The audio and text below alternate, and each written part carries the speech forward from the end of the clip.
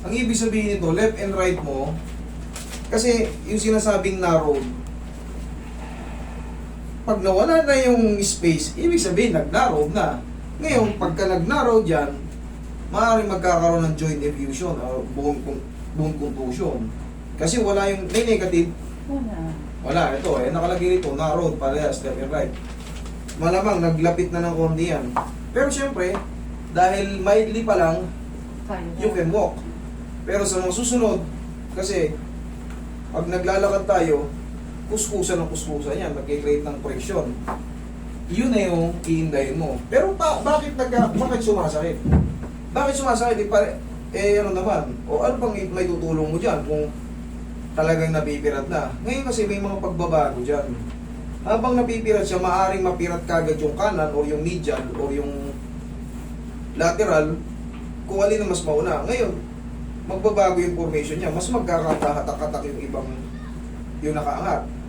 Itutulak ko yun. Yun ang tulong na ano para ba? Ayos ah. Okay? Kasi naglalakad, tapos naramdaman ko siguro bigla siya nagbe-bend mag-isa. Nag-lose power. Uy! Oo, Parang ganun. gano'n, lose power ang tawag doon. Hindi siya bigla kasing naipit yung tinatawag nating ligaments or maaaring ACL or PCL. Yun nasa gitna. Pag na ano yun, kunyari, sudden, nag-walking ka, nagulat ka, may natapakan ka na maliit na bato, Oo. uy! Parang binarel, na lost power ka. Pero madali lang yun. Higa ka dyan. Ang sagot dyan, ako. Ang sagot dyan, ako. Sagot dyan. Yung mga ganyan, madali lang yung adjustment na yun. Tumutunog eh. Yun na nga po, pagka talaga may narrowing or kumikipot, possible na may na-scratch na, maaaring na-scratch na yung ligaments nyo, yung mga meniscus. No, kita mo, nararamdaman mo may mga parang, hindi pa ganong malala, pero yan, Meron. pero, yung iba, talagang parang mga grabi-grabita dyan sa loob. Pero sa'yo meron na rin. Pagtagal nito ma'am, asahan nyo pa yung ano nito habang umiidad tayo. Okay, relax. Pero ang gagawin nyo rito, kung naka ano naman kayo, bumili kayo ng knee support. Hindi naman kita yung knee support pag naka ano ka eh. Pag naka-jogger ka eh. Okay? Minsan gumagamit ako. O yun, okay yun. Para ano na rin safe kasi yung mga lost power na yan, bigla kang alanganin yung walk, palusong. Baka trumambling ka eh. Okay? Relax lang. Inuusog-usog lang yan.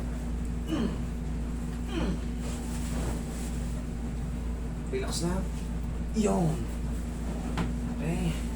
Sabay mahiwagang tao. Pag gagamitin niyo yung pao, tandaan nyo, alugin nyo para yung sikap mo extract. Marambol siya ron sa loob. Tapos, diretsang haplos. Lambutan mo lang. Yan, pwede yan. Damay natin yung mga quadricep muscle.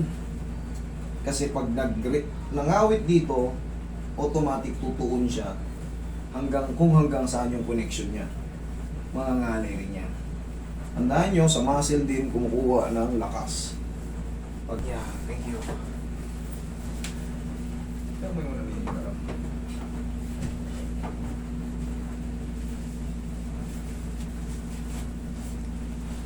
Sir, mas advisable naman sa'yo, total nakakatayo ka naman, nakakalakad ka. Pero pag alam nyo, pag mahabang galaan, mag ano kayong sa mall, laki na ron. Oo, para mas lessen yung nararamdaman mong pain pag uwi nyo sa bahay. Hindi pwedeng pipilitin nyo tapos sa bahay. Sa'yo na ganito ko, sa'yo na ganito ko.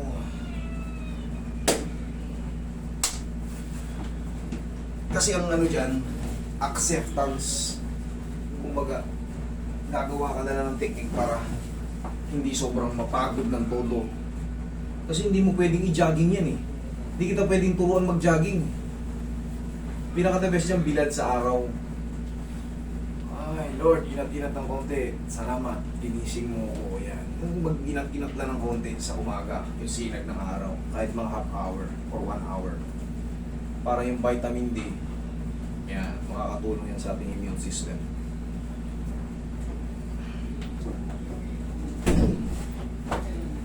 Check. Try.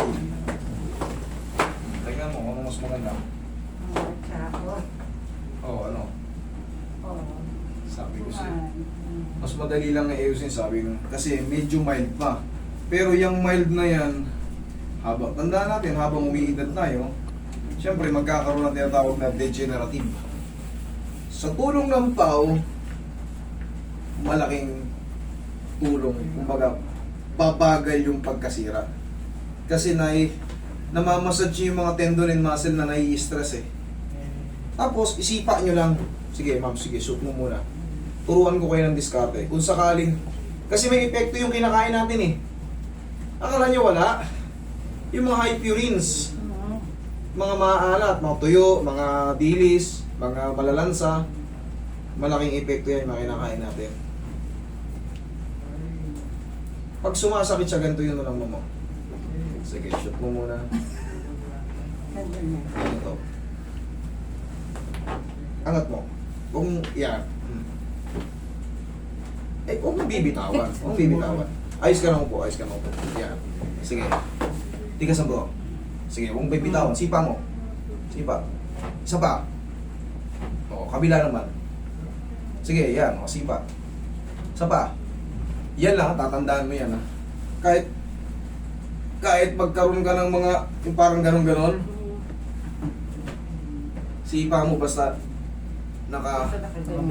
correct. Para sa tuhod lang. Kasi pag sinipa mo yan, lupay-pay yan, papalag to sa ankle joint, pati sa singit. Kaya ko yan tinuturo, ako lang talaga nagtuturo yan, para rektang sa tuhod lang. Okay? Tapos, pau, liniment. Walang aw sa pau. Okay? Okay, Thank you. Master. Thank you, sir. Okay.